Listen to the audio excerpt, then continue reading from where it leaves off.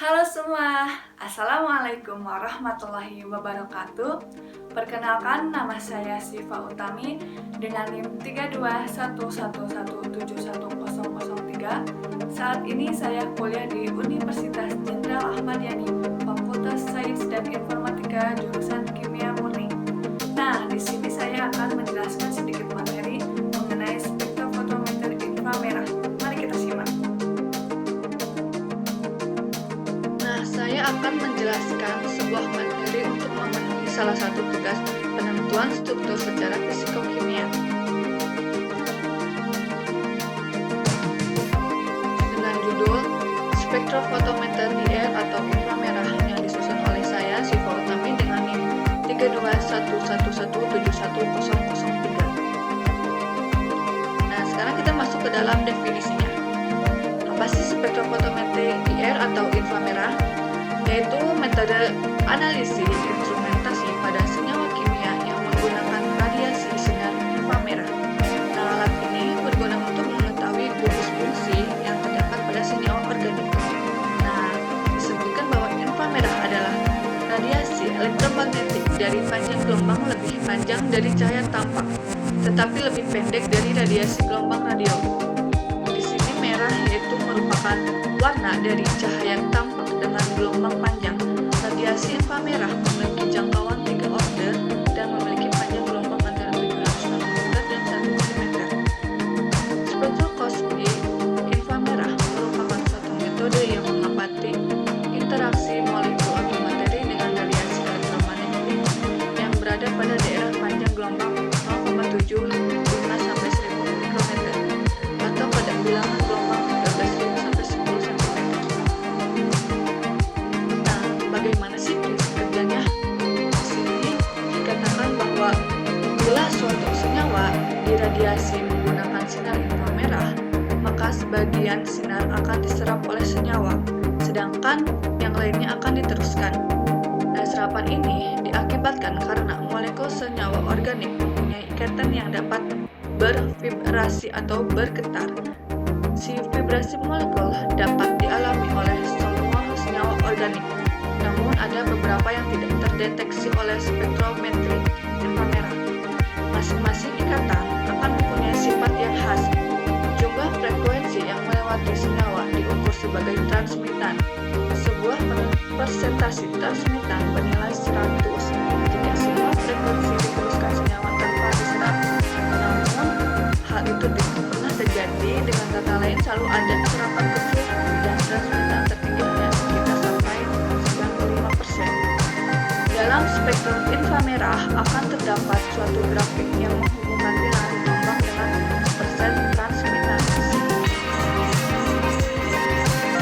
Nah, dari sebelumnya disebut bahwa ada vibrasi atau getaran. Ini ada macam-macam vibrasi yang dapat terjadi, yaitu dibagi menjadi dua, ada vibrasi tegangan atau stretching, dan kedua ada vibrasi bengkokan atau bending.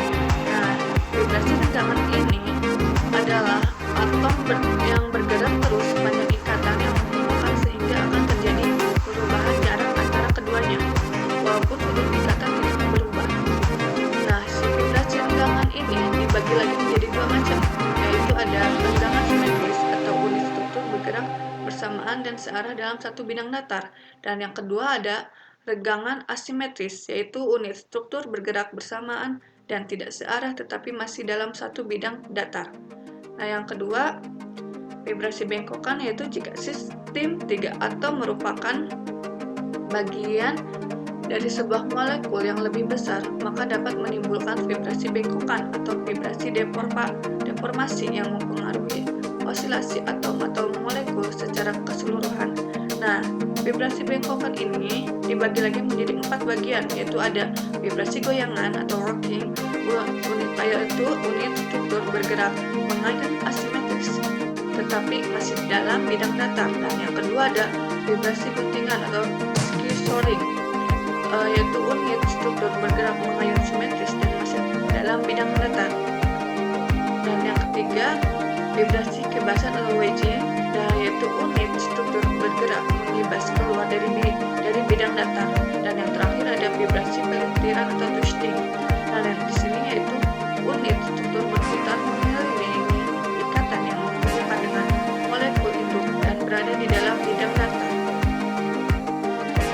Dan di sini saya mengambil salah satu jurnal dengan judul Isolasi dan Uji Aktivitas Antioksidan Senyawa Flavonoid dari Ekstrak Daun Jambu Biji Putih yang diteliti oleh Egi Ezikin Maulana beserta Asiti Asih dan Made Arsa.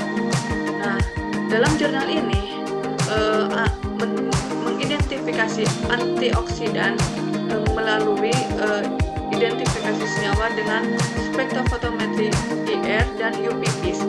Nah, tentu saja akan menguji aktivitas antioksidan dengan metode DPPH.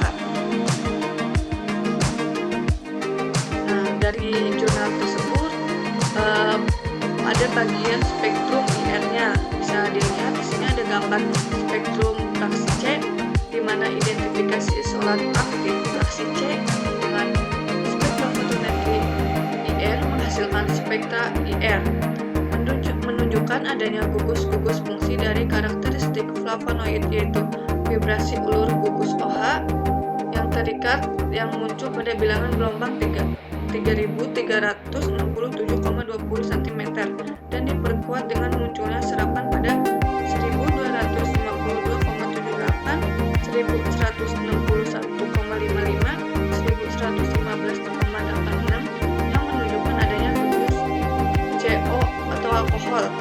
Nah, CH aromatik pada serapan 3074,53, dugaan ini diperkuat adanya serapan pada daerah BND, yaitu dengan ukuran 876,60 cm dan 758,76 cm. Lalu ada vibrasi ulur CH alifat pada ukuran 2994, 2871,9 dan dugaan ini menghasilkan 1347,9. Serapan CH alifat pada 1470,9 dan 1541,95 dan terakhir 1575,9 cm. Serapan CO-nya yaitu muncul pada 1755,22 cm.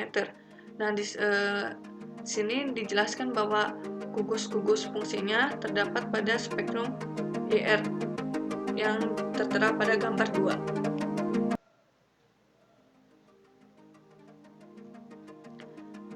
Nah, di sini saya menggunakan beberapa daftar pustaka, bisa dilihat